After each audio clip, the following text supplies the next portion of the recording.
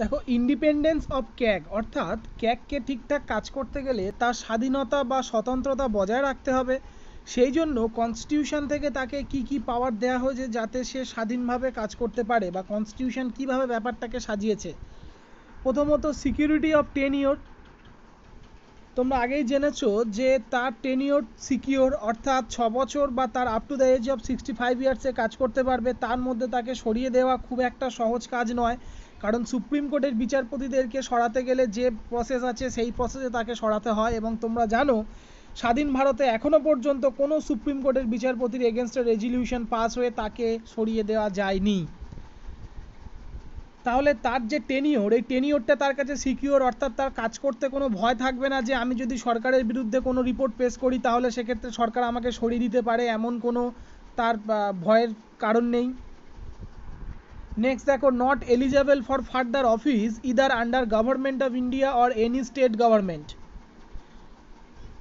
তার রিটায়ারমেন্টের পরে সে স্টেট গভর্নমেন্টের, যে কোনো স্টেট গভর্নমেন্ট বা গভর্নমেন্ট অফ ইন্ডিয়ার কোনো রকম অফিস হোল্ড সে করতে পারে না। বোঝা গেল? কোনো সরকারি চাকরি বা সরকারি অফিস আর সে হোল্ড করতে পারবে না। ক্যাগ হলো মানে ওখানেই তার গল্প শেষ, সে আর কখনো কোনো সরকারি পদে বসতে পারবে না। যদিও ক্যাগ ভবিষ্যতে রাষ্ট্রপতি বা রাজ্যপাল এই ধরনের কিছু কিছু পদে সে বসতে পারে, এবং এমনও উদাহরণ আছে, সেটা আমি তোমাকে জানাবো কিছুক্ষণ পরে, যে কোন কোন ক্যাগ আমাদের ভবিষ্যতে কি কি কাজ বা কোন কোন পদে বসেছিলেন। ঠিক আছে? কিন্তু রাজ্য সরকারি বা কেন্দ্র সরকারির কোনো অফিস সে আর দখল করতে পারবে না, বা কোনো অফিসে সে বসতে পারবে না।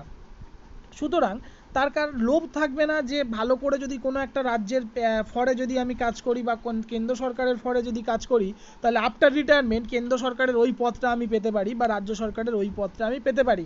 যদিও তোমরা ইতিমধ্যেই শুনে বুঝতে পারছো এটা লিটল বিট কন্ট্রোভার্সি, তার কারণ ক্যাগ ইন ফিউচার সে কিন্তু আমাদের গভর্নর বা রাষ্ট্রপতির পদ হোল্ড করতে পারে। নেক্সট দেখো, his salary is equal to the জাজ অফ সুপ্রিম কোর্ট। সুপ্রিম কোর্টের জাজ যে স্যালারি পায় সেও সেই ইকুয়াল স্যালারি পায়, অর্থাৎ তার স্যালারিতে কোনো কম নেই যে সে কিছু টাকার জন্য, অল্প টাকার জন্য যাতে সে সমঝোতা করতে পারে, এমন কোনো ব্যাপার যাতে না ঘটে। তো সুপ্রিম কোর্টের বিচারপতি এবং ক্যাগ এই মুহূর্তে এদের স্যালারি হচ্ছে 2.5 লাখ টাকা per month, 2,50,000 per month. Next, neither his salary nor his rights can be altered to his disadvantages after his appointment. তার অ্যাপয়েন্টমেন্টের পরে, মানে ক্যাগ যখন ক্যাগ হিসেবে অ্যাপয়েন্টেড হলো, তারপরে থেকে যতদিন না সে তার অফিস ছেড়ে চলে যাচ্ছে ততদিন ক্যাগের যে স্যালারি বা ক্যাগের যা অধিকার রয়েছে সেগুলোকে তার ডিসঅ্যাডভান্টেজে নিয়ে যাওয়া যাবে না। অর্থাৎ চেঞ্জ করতেই পারে পার্লামেন্ট মনে করলে, কিন্তু চেঞ্জ করে বাড়াতে পারে, কোনো কিছু কমাতে পারবে না। সুতরাং ক্যাগের উপরে কোনো কিছু ভয় ভীতি বা কারুর করাল গাছ থেকে বাঁচতে তাকে অন্য কোনো রকমের সাহায্য নিতে হবে না। বোঝা গেল? সে ইন্ডিপেন্ডেন্টলি নিজের মতো করে কাজ করতে পারবে।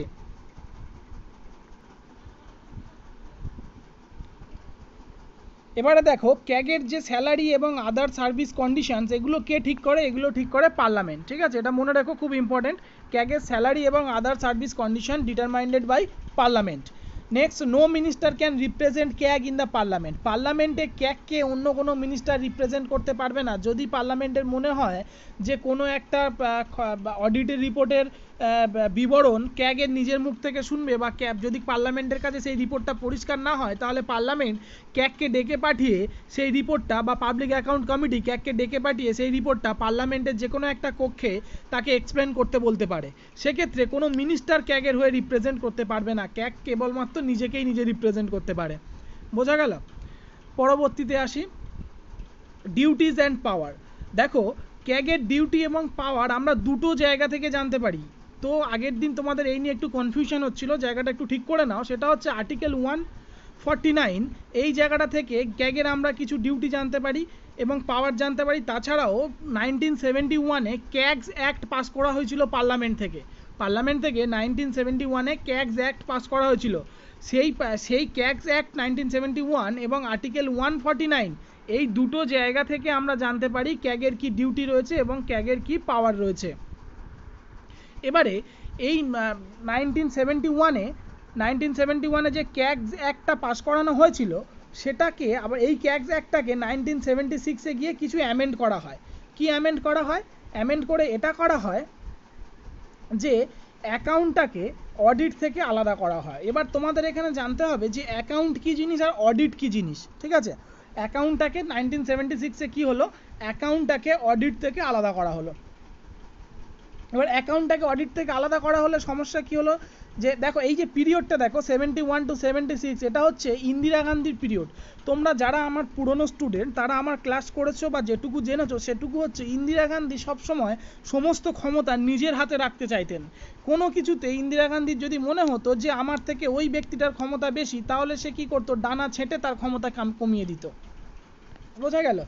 তো এর ফলে এই 71-এ যে ক্যাগস অ্যাক্ট, এখানে যে ডিউটির কথা বলা হয়েছে, এই আগের দিন যেটা নিয়ে তোমাদের সমস্যা ছিল, এখানেই একটা ডিউটিতে বলা হয়েছে 71-এর ক্যাগস অ্যাক্টে যে ক্যাগ প্রেসিডেন্টের কাছে এবং পার্লামেন্টের উভয় কক্ষেই তার রিপোর্ট পেশ করবে। কারণ এক্ষেত্রে দেখা যাচ্ছিল যে ক্যাগ ইন্দিরা গান্ধীর কাছে আসছিল না, পার্লামেন্টের সাথে ক্যাগের কোনো সম্পর্ক রাখছিল না, ক্যাগ প্রেসিডেন্টের কাছ থেকে কাজ করে দিয়ে পালাচ্ছিল। ইন্দিরা গান্ধী বললো অত সহজে গল্প হবে না, তোমাকে পার্লামেন্টে এসে দুটো কক্ষতেও তোমাকে রিপোর্ট পেশ করে যেতে হবে, তুমি প্রেসিডেন্টের কাছে সব যা কিছু দিয়ে পালাবে আর আমরা তোমার পিছনে পিছনে ঘুরবো, এমন ব্যাপারটা হবে না, ঠিক আছে?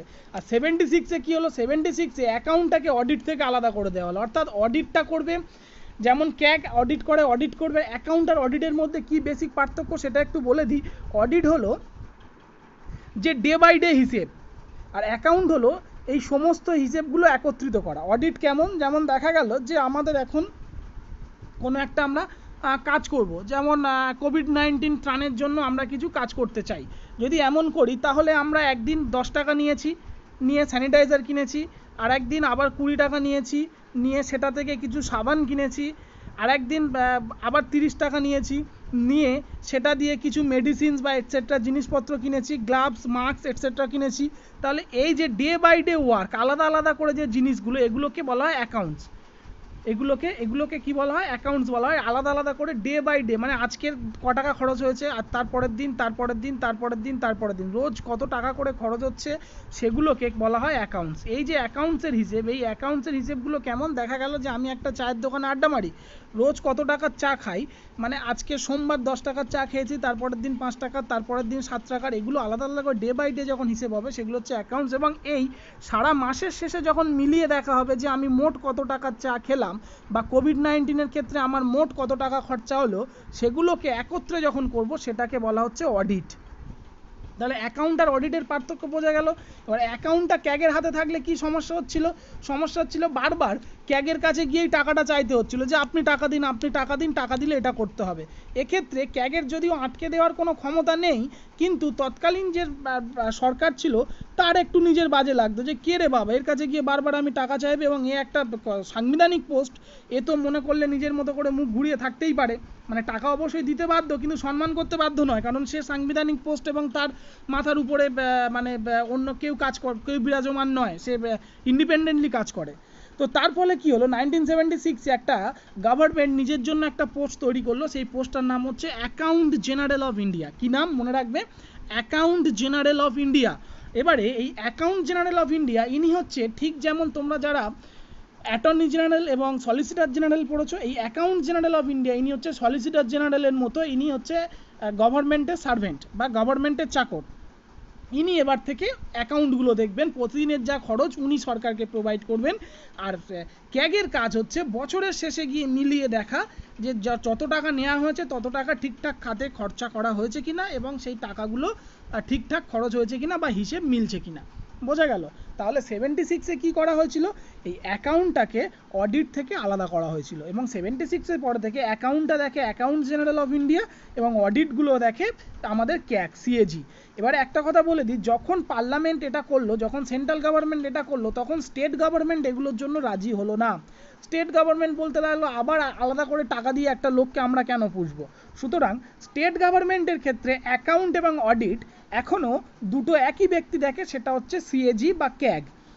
আর সেন্ট্রাল গভর্নমেন্টের ক্ষেত্রে বর্তমানে 1976-এর পরে অ্যাকাউন্ট দেখে হচ্ছে আমাদের অ্যাকাউন্ট জেনারেল অফ ইন্ডিয়া, আর অডিটটা দেখে সিএজি বা ক্যাগ। এবং অ্যাকাউন্ট জেনারেল অফ ইন্ডিয়া কিন্তু কোনো সাংবিধানিক পোস্ট নয়। এবার দেখো ক্যাগ কি অডিট করে। প্রথমত সে কনসলিডেটেড ফান্ড অফ ইন্ডিয়া এটা অডিট করে। এটা হচ্ছে ভারতবর্ষের একটা উদ্বৃত্ত ফান্ড। এই ফান্ড থেকে আমাদের দেশের বিভিন্ন সরকারি কর্মচারীদের এবং বিভিন্ন মানে কনস্টিটিউশনাল পোস্ট হোল্ড করে যারা, তাদের স্যালারি হয়। তারপর consolidated fund of each state, ঠিক এইরকমই ফান্ড আবার প্রত্যেকটা স্টেটের থাকে, সেগুলোকে তিনি অডিট করেন। Consolidated fund of each UT having legislative assembly, যেসব ইউটির লেজিসলেটিভ অ্যাসেম্বলি আছে তাদের ওগুলো তাদের লেজিসলেটিভ অ্যাসেম্বলি যাদের আছে তাদেরও কনসলিডেটেড ফান্ড আছে, এবং সেই কনসলিডেটেড ফান্ডগুলোকে কে অডিট করে? সেই কনসলিডেটেড ফান্ডগুলোকে ক্যাগ অডিট করে। এবার লেজিসলেটিভ অ্যাসেম্বলি আছে এমন ইউটি দুটো আছে বর্তমানে, পুদুচেরি আর দিল্লি। তাহলে পুদুচেরি এবং দিল্লি এদের যে পার্সোনাল কনসলিডেটেড ফান্ড আছে এই ফান্ডগুলো কিন্তু ক্যাগ অডিট করে। তাহলে যাদের লেজিসলেটিভ অ্যাসেম্বলি নেই এই রকম যে ইউটিগুলো আছে এই ইউটিগুলোর অডিট, এই ইউটিগুলোর কনসলিডেটেড ফান্ডের অডিট কে করবে? এই ইউটিগুলোর কনসলিডেটেড ফান্ডের অডিট ক্যাগই করে, কারণ যাদের লেজিসলেটিভ অ্যাসেম্বলি নেই তাদের কনসলিডেটেড ফান্ড এই কনসলিডেটেড ফান্ড অফ ইন্ডিয়ার মধ্যেই বিরাজমান। বোঝা গেল? তাদের আলাদা করে কনসলিডেটেড ফান্ড থাকে না, কনসলিডেটেড ফান্ড অফ ইন্ডিয়ার মধ্যেই সেই সব ইউটিগুলোর ফান্ডগুলো রয়েছে, মানে একত্রে রয়েছে, যেগুলোর লেজিসলেটিভ অ্যাসেম্বলি নেই দিল্লি বা পুদুচেরির মতো। Next, contingency fund of India. এই যে ফান্ড, এটা হচ্ছে আপৎকালীন ফান্ড, ঠিক আছে? কন্টিনজেন্সি ফান্ড অফ ইন্ডিয়া এটা যখনই কোথাও এই যে আমাদের আমফান ঝড়ের কেন্দ্র সরকার যে ত্রাণের টাকাটা পাঠালো সেটা হচ্ছে কন্টিনজেন্সি ফান্ড থেকেই পাঠালো। আবার contingency fund of each state, প্রত্যেকটা স্টেটের একটা করে কন্টিনজেন্সি ফান্ড থাকে, যেগুলো প্রত্যেকটা স্টেটে বন্যা, খরা এটসেট্রা হলে সেখানকার সরকার সেই ফান্ড থেকে টাকা নিয়ে খরচ করে। এবার ক্যাগের কাজ হচ্ছে এই খরচগুলো শেষে মিলিয়ে দেখা যে ঠিকঠাক খরচ হয়েছে কিনা বা ঠিক জায়গায় পৌঁছেছে কিনা। এবারে ক্যাগ তো বাড়িতে বাড়িতে গিয়ে হিসেব নেবে না ভাই, আমফান ঝড়ের টাকাটা দেয়া হয়েছে, কত টাকা কেন্দ্র থেকে পেয়েছে, কত টাকা দিয়েছে, এটাই ক্যাগ মিলিয়ে দেখবে। ক্যাগ তো মিলিয়ে দেখবে না ভাই একটা বাড়ি 5টা টাকা গেল কিনা, না প্রকৃত যে ক্ষতিপূরণ, যার ক্ষতি হয়েছে সে ক্ষতিপূরণটা পেলো কিনা, এগুলো ক্যাগের মিলিয়ে দেখা কাজ না। ক্যাগ মিলিয়ে দেখবে যে কত টাকা এসছে এবং কত টাকা মোট খরচ হয়েছে, ঠিক আছে?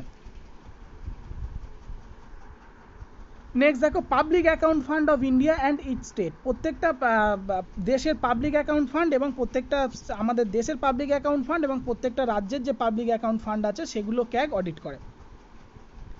Next, any department of central government and state government. Central government এবং স্টেট গভর্নমেন্টের যে কোনো ডিপার্টমেন্টের অডিট ক্যাগের দ্বারাই হয়। নেক্সট, নাম্বার 8টা একটু ভালো করে বুঝবে। Audits the accounts of any authority when requested by the president or governor. বলছে যে কোনো অথরিটির এডিট করে দিতে পারে ক্যাগ যদি প্রেসিডেন্ট বা গভর্নর রিকোয়েস্ট করে থাকে যে আমাকে এই অ্যাকাউন্টের এটা করে দাও। এখন তোমরা যে ইনস্টিটিউশনে পড়ো দেখা যাচ্ছে যে সেখানে আমাদের যে অডিট আছে, যে অ্যাকাউন্ট আছে, সেই অ্যাকাউন্টটা অনেক দিন ধরে অডিট করা হয়নি, কত টাকা এলো কত টাকা গেল, আদেও লাভ হচ্ছে না আদেও ক্ষতি হচ্ছে এটা কিছু বোঝা গেল না। এখন মিস্টার সাহার সাথে আমাদের গভর্নরের খুব ভালো মিল। এখন গভর্নর ক্যাগকে বললো ভাই আমার ওই লোকটার একটু অডিটটা করে দে না, সেক্ষেত্রে ক্যাগ কিন্তু অডিট করে দিতে পারে। যদিও এক্ষেত্রে একেবারে প্রাইভেট অডিটের কথা কখনোই গভর্নর বা প্রেসিডেন্ট ক্যাগকে রিকোয়েস্ট করে না, সেক্ষেত্রে বেশিরভাগ পাবলিক অডিটের কথাই বলে, যেমন লোকাল বডিজ। লোকাল বডিজ বলতে এখানে যে এক্সাম্পল দেওয়া আছে দেখো, লোকাল বডিজ। লোকাল বডিজ অর্থাৎ আমাদের যে মিউনিসিপ্যালিটি বা পঞ্চায়েত রয়েছে, এই মিউনিসিপ্যালিটি বা পঞ্চায়েতের যদি কোনো অডিট সংক্রান্ত কোনো সমস্যা থাকে সেক্ষেত্রে গভর্নর যদি রিকোয়েস্ট করে তাহলে কিন্তু ক্যাগ এসে নির্দিষ্ট মিউনিসিপ্যালিটি বা পঞ্চায়েতের অডিটটা করে দিতে পারে। ক্যাগ এসে মানে ক্যাগের আন্ডারে, ক্যাগ নিজে চলে আসবে তোমার পঞ্চায়েতে এসে অডিট করবে এটা একেবারেও ভেবো না, ক্যাগের আন্ডারে সেই অডিটটা হতে পারে। যেমন আরও একটা উদাহরণ দিই, যেমন আমাদের শোভন দেব বা শোভন, উনি মাঝে থেকে চলে গেছিলেন, আমাদের যে টিএমসির মেয়র ছিলেন কলকাতার, উনি মাঝপথে ছেড়ে চলে গেছিলেন টিএমসি ছেড়ে এবং মেয়র পদ ছেড়ে। তারপরে কি হলো, তারপরে ফিরহাদ হাকিমকে মেয়র করা হলো। এখন দেখা যাচ্ছে যে ফিরহাদ হাকিম এসে আগের অডিটের সাথে আগের হিসেবের সাথে ঠিকঠাক মেলাতে পারছে না, তখন যদি গভর্নর রিকোয়েস্ট করে আমাদের ক্যাগকে যে এসো ভাই এখানকার অডিটটা করে দাও, কি সমস্যা হলো একটু দেখিয়ে দাও, তো সেক্ষেত্রে ক্যাগ এসে কিন্তু কলকাতা মিউনিসিপ্যাল কর্পোরেশনে অডিটটা করে দিতে পারে। আচ্ছা, নেক্সট দেখো, he submit his audit report to the centre of the centre to the president and both houses of parliament. তাহলে সেন্টারের যে অডিট রিপোর্ট সেটা প্রেসিডেন্টের কাছে পেশ করবে এবং পার্লামেন্টের বোথ হাউসেসে সেটা পেশ করবে অ্যাজ পার ক্যাগস অ্যাক্ট 1971। কেন এটা এখানে লিখেছি এটা নিয়ে আগের দিন তোমাদের একটু সমস্যা হচ্ছিল। এই ক্যাগস অ্যাক্ট 1971 এখানেই এটা বলা আছে যে সে কেবলমাত্র প্রেসিডেন্টের কাছে না, সে তার বোথ হাউসে, পার্লামেন্টের বোথ হাউসের কাছে সে তার অডিট রিপোর্ট সাবমিট করতে বাধ্য থাকবে। বোঝা গেল। এবং এর ফলে কি হলো, স্টেটের জন্য সে গভর্নরের কাছে যেমন পাঠাবে তেমন সে স্টেট লেজিসলেচারকেও মানে উদ্দেশ্য করে সে তার রিপোর্ট পাঠাবে। বোঝা গেল। এবারে দেখো এই নিয়মটা যখন 1971-এ হয়েছিল কোনো স্টেট অপোজ করেনি, দেখছে বা বেশ ভালো জিনিস। তো যখন 1976-এ একটা নতুন নিয়ম হলো, সেখানে বলছে যে অডিট থেকে অ্যাকাউন্টটাকে আলাদা করা হবে, তখন স্টেটগুলো অপোজ করলো। স্টেট বলছে আবার বেকার টাকা খরচা করে আমাদের একটা আলাদা লোক কেন রাখবো, আমাদের কোনো সমস্যা নেই, এই ক্যাগ দিয়েই অডিট অ্যাকাউন্ট দুটোই চালিয়ে নেওয়া যাবে। বোঝা গেল। আচ্ছা নেক্সট আসি, দেখো ইন 1968, এটা খুব ভালো করে বুঝবে, 1968 সালে audit board was established. Audit board বলে একটা বোর্ড এস্টাবলিশ করা হয়েছিল 1968-এ, ঠিক আছে, as a part of office of CAG. ক্যাগের অফিসের একটা পার্ট হিসেবে একটা অডিট বোর্ড এস্টাবলিশ করা হয়েছিল 1968-এ। This board was established on the recommendation of administrative reforms commission of India. এই যে বোর্ডটা এস্টাবলিশ করা হয়েছিল 1968 সালে ক্যাগের আন্ডারে, নাম হচ্ছে অডিট বোর্ড, এটা কার রেকমেন্ডেশনে করা হয়েছিল? Administrative reforms commission of India নামক একটা কমিশন, যার রেকমেন্ডেশনে এই বোর্ডটা ক্যাগের আন্ডারে একটা অ্যাডমিশন বা এস্টাবলিশ করা হয়। এবার এই বোর্ডে কারা আছে? এই বোর্ডে মোট 3 জন আছে। This board consist of A chairman and 2 members. একজন চেয়ারম্যান থাকে এবং 2টো মেম্বার থাকে, ঠিক আছে। এটা ভাবার কোনো কারণ নেই যে চেয়ারম্যানটা ক্যাগ, কারণ চেয়ারম্যান এবং এই 2টো মেম্বার দুজনেই ক্যাগের আন্ডারে কাজ করে। They all are appointed by CAG. তাহলে এই যে অডিট বোর্ডের চেয়ারম্যান এবং মেম্বার, এদেরকে কে অ্যাপয়েন্ট করে? এদেরকে ক্যাগ অ্যাপয়েন্ট করে, ঠিক আছে। এটা ইউপিএসসিতে কোশ্চেন এসছে, বেশ অডিট বোর্ড থেকে অনেকবারই ইউপিএসসি প্রিলিতে কোশ্চেন এসছে। তো এটা ভালো করে মনে রাখবে। 1968-এ অডিট বোর্ড তৈরি করা হয়েছিল কার রেকমেন্ডেশনে? অ্যাডমিনিস্ট্রেটিভ রিফর্মস কমিশন অফ ইন্ডিয়ার রেকমেন্ডেশনে ক্যাগের আন্ডারে অডিট বোর্ডটা তৈরি করা হয়েছিল as a part of CAG's office. তো এই অডিট বোর্ডে মোট 3 জন থাকে, একজন চেয়ারম্যান, 2 জন মেম্বার, এবং এই 3 জন সব অ্যাপয়েন্টেড বাই ক্যাগ। এই 3 জনকে ক্যাগই অ্যাপয়েন্ট করে থাকে। চলো পরবর্তী পার্টের ভিডিওর জন্য অপেক্ষা করো।